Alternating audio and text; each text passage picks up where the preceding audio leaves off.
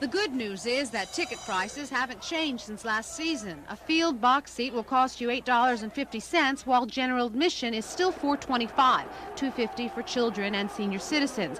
But once you get in the stadium, look out. Food prices are up 6.1% from last year. If the average fan spent $3.50 at the concession stand in '82, he'll be shelling out $3.71 for the same junk food in '83.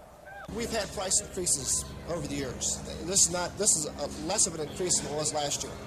And as a percentage of per capita, which is a percentage of people that come in the ballpark that buy, we've seen no difference as price increased in terms of the percentage. In other words, for every 2 people, 1 person buys a hot dog.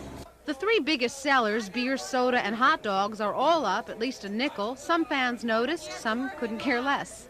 I didn't notice it, no. It's the first time I bought anything this season, and I didn't even pay attention. Don't really care that much. It's not going to keep you from coming to the games? No.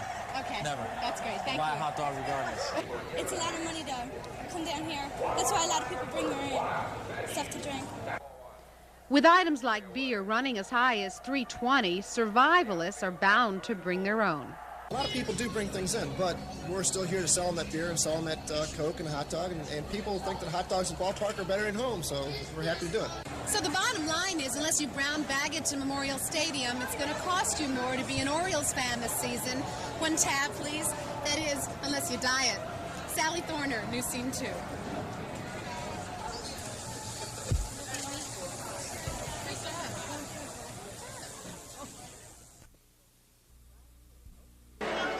By noon, opening day festivities were off to a big bang-up beginning for about 200 fans at the Water Street Exchange Bar and Restaurant. They got in that magic mood early, complete with crowds and beer. To avoid the hassles of traffic jams and parking, this gang boarded buses, and they were off for what proved to be a long journey from downtown to the stadium. Nonetheless, this group enjoyed the ride. Finally, about an hour later, the stadium came into view, and by then these fans were really ready.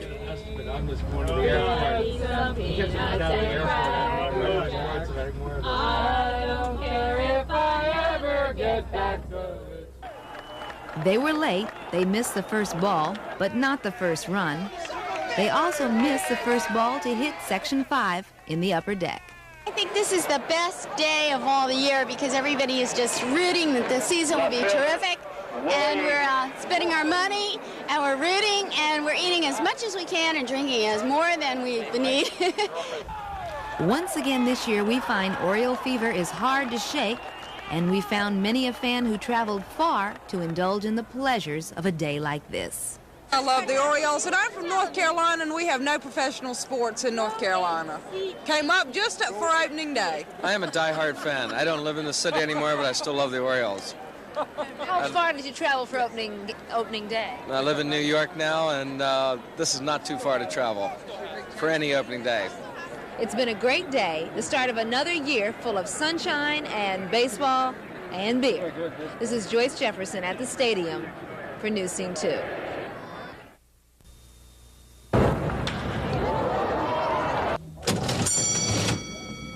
Major League Baseball makes dollars and cents for the city of Baltimore. Dollars in the pockets of many, not just those in the ball club. Joe Terry helps maintain the grounds at the stadium. Baseball to Terry means a weekly paycheck. Well, keeps me working, and I like the game too. Margaret Madden hired on to work the concessions this year, a part-time job that will help her pay her bills.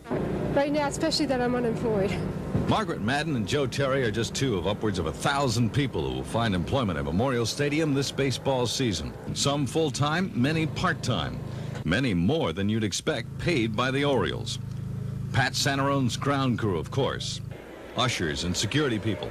Parking attendants. And 35 to 40 city policemen, all on overtime for each home game.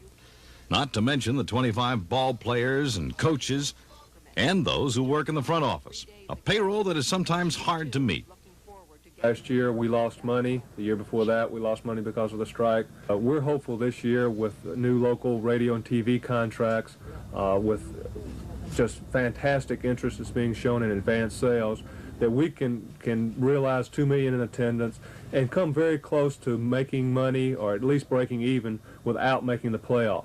And certainly if we make the playoffs, then the city stands to benefit greatly, as do the Orioles. If the Orioles do make money this year, the city splits the profits under an experimental rent agreement. But what if the Orioles lose money? Does that mean the city also loses? No. Baltimore's coffers were enriched by $900,000 last year just from the tax on ticket sales.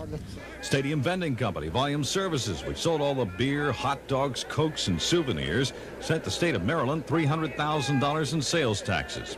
Volume Services payroll for 1982, $1,350,000. Looking around the stadium, you can readily see the jobs and the revenue generated here at the ballpark. But the impact on the city of Baltimore is far greater. The hotel business, for example. The Cross Keys Inn has booked 1,500 rooms just for visiting ball clubs. The price tag, $72,000. And it's only getting half the business. The Hyatt downtown will pick up much of the rest. City tourism officials had to revamp a survey they made in the Inner Harbor 2 years ago because they hadn't included the birds among the reasons people come here. The Orioles are a very big draw. We knew they were a draw. We were surprised at the number of people who were visiting our Inner Harbor and other attractions who were drawn here primarily by the Orioles.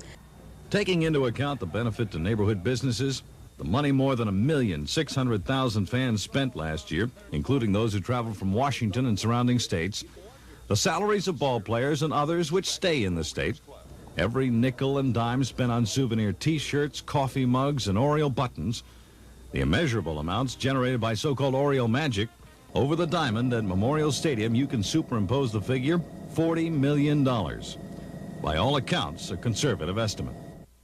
Brad Ganson, News Scene 2.